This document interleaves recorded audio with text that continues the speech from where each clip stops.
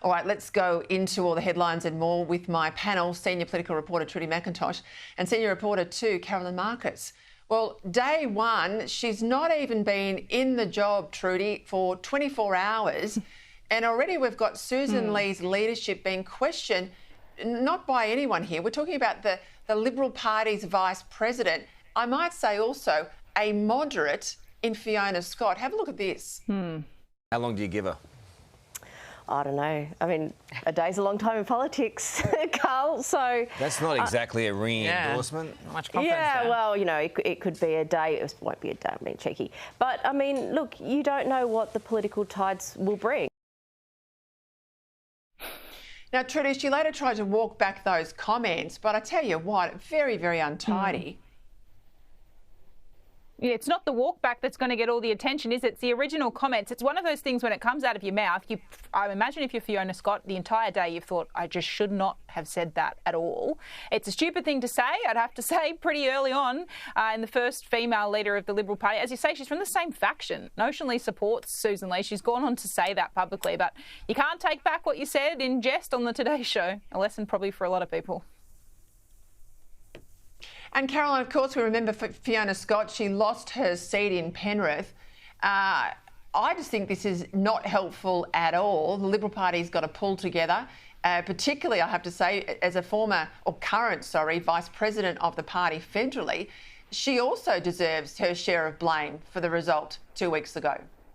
Well, I think that's fair as well, and she wouldn't really be able to argue with that. Look, I get on with Fiona Scott really well. Haven't spoken to her for some time. I think this was a real misstep, and she realised she'd put her foot in her mouth. It was probably meant to be a joke, and she did say that. However, there's usually a kernel of truth in jokes, aren't there? And I do get the sense that a lot of people, whether it's in the party or out of it, do feel like perhaps Susan Lee is a placeholder in this or has been appointed because she is a woman, and that's what so much of the criticism of the party has been about. Whether it's true or not, you can't escape the perception that there's a bit of a token woman feel about this this appointment, this vote in for her, and that there's more serious contenders in the long term as potential Prime Minister material, like Andrew Hastie, like Jacinta Price, like even Josh Frydenberg if he returns. So whatever it's true or not true, I think that is the perception out there for a lot of people, but certainly very unhelpful for Fiona Scott to maybe point that out. Yeah, look, I'll be pretty blunt here. She's been in the parliament for 24 years. Most punters wouldn't have an idea who she is. I mean, most journalists I'm listening to them don't know whether to call her Susan Lee or Susan Lay. I mean, such is her cut through in that time. Now, she is a placeholder. Her challenge is to demonstrate as she hits the ground, as she goes through the work with colleagues on rebuilding and policy review work, her job's to show that she isn't a placeholder, that she can be there for the longer term, that she can go to the next election, that she can have a good showing and be there potentially for a second term and win at a second election.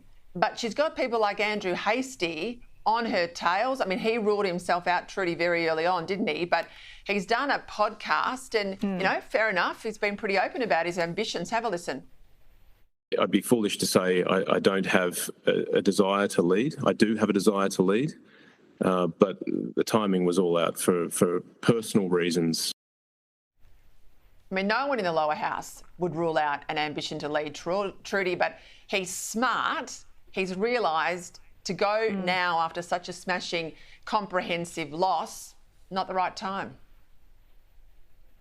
And I actually rated too, Peter, his reason. I've listened to a lot of that podcast. A very interesting discussion with Andrew Hastie. He talks about his 3 young kids and the long commute from WA. I think that's noble to say, as a father, you want to actually spend formative time with your young kids. But he also goes on to say, Peter, that it's important that MPs like him actually determine what the problem is before he put his hand up to lead. He says and spoke about young voters who he says are activist voters, but he says he understands why, but because they feel so frustrated with the system. He says the Liberal Party needs to find a way to address the central challenge of home ownership. I think important to put your hand up and say, yes, I have ambition, but ultimately as a party, we all need to diagnose the problem before we are able to get out of it. I thought fascinating discussion. A real push, Caroline, on religious protections. They were promised prior to the 2016 election. What, we're 9 years on now. They still haven't been dealt with. I know that the new Attorney General, Michelle Rowland, has received already deputations from religious leaders. And of course, you know, the Prime Minister's refound his Catholicism, doesn't like the Bible, but certainly doesn't mind a trip to the Vatican. This might happen, do you think? Well, it's difficult to say. You're right. He has made a lot of his Catholic faith, but it seems only when it suits him. I mean, he talked about how proud his mother would be to have been able to see him off to this inauguration of Pope Leo. And I did check with the Department of Prime Minister and Cabinet, and they've just confirmed with me this is actually the first time an Australian Prime Minister has attended a Pope's inauguration. So it is a huge step that he's taking here. He talks about his Catholic faith a lot, but then on other occasions, like his swearing in, he didn't even put his hand on the Bible. And I know a lot of politicians don't do that anymore, but if the Catholic faith is so important to him, I thought it was an interesting choice. He also, despite making it an issue, religious protections at the 2022 election, didn't shied away from it ahead of this election. And in fairness, so did the opposition, because I guess the country was more concerned about cost of living. But certainly what we're hearing from a lot of faith leaders across the board, all different kinds of faiths, is that it is still very important for a lot of people and a lot of their communities. I mean, the Catholic Church has warned that if protections like which teachers they're able to hire, if they can only hire Catholic teachers if they're a Catholic school, for instance, if those aren't protected, they may have to even shut down Catholic schools. And so many children attend these schools, it would be overwhelming for the public system if that were to happen. So I do think they need to revisit it. And if he really is genuine about his religious beliefs, the Prime Minister, then when he returns from this trip, then that's what he should have a look at.